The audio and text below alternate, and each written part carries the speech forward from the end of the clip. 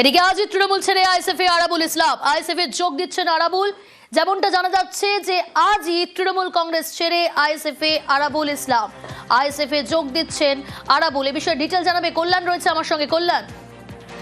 একেবারে প্রিয়াঙ্কা জানিয়ে দিই, বেশ কয়েকদিন ধরে কিন্তু এই জল্পনায় চলছিল যে আইএসএফ এ যাচ্ছেন আরাবুল ইসলাম, পুরনো যে দল সেই দল ছেড়ে তিনি আইএসএফ এ যাচ্ছেন। তবে সেই জল্পনার কিন্তু কার্যত অবসান ঘটতে চলেছে বলাই চলে, কারণ আজকেই আরাবুল ইসলাম তিনি ফুলপুরা শরীফে যাচ্ছেন। সকাল 10:30 নাগাদ দক্ষিণ গাজীপুরের বাড়ি থেকে তিনি বার হন এবং সেখান থেকে তিনি ফুলপুরার উদ্দেশ্যে রওনা হচ্ছেন এবং সেখানে গিয়েই তিনি নওশাদ সিদ্দিকীর পাশাপাশি আব্বাস সিদ্দিকীর হাত ধরে তিনি আইএসএফ এ যোগ দিচ্ছেন এবং তারপরেই তিনি কার্যত মাঠে নামবেন। আইএসএফ এর যে সমস্ত নেতা কর্মীরা রয়েছে তারা এই বিষয় নিয়ে যথেষ্ট উচ্ছ্বসিত বলে তিনি দাবি করেন। তবে যাওয়ার সময় তিনি আবারও কিন্তু সেই একই কথা বলেন যে পুরনো দল অর্থাৎ তৃণমূল যে তার প্রতি যে অন্যায় অবিচার করেছে সেই নিয়েও তিনি বলেন এই যে একরাশ ক্ষোভ এবং অভিমান নিয়েই কার্যত তিনি তৃণমূল থেকে কার্যত আইএসএফ এ যাচ্ছেন। তবে আইএসএফ এর যাওয়া নিয়ে এলাকার যে সমস্ত সাধারণ আইএসএফ কর্মী থেকে শুরু করে নেতৃত্ব রয়েছে তারা যথেষ্ট আনন্দিত। কারণ হিসাবে তিনি বলছেন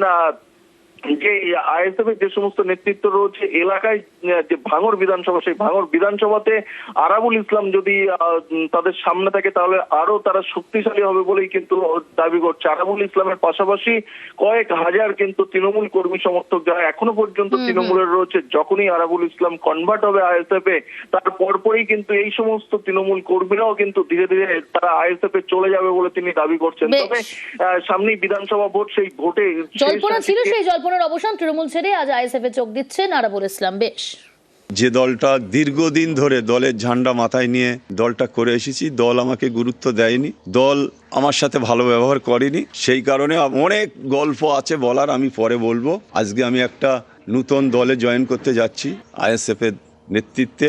আইএসএফ আমাদের নেতা হচ্ছে আব্বাস ভাইজান, নওশাদ ভাইজান, তাদের নির্দেশ আদেশ মেনে আগামী দিনে চলবো বা সেই দলে আজকে আমি জয়েন করতে যাচ্ছি।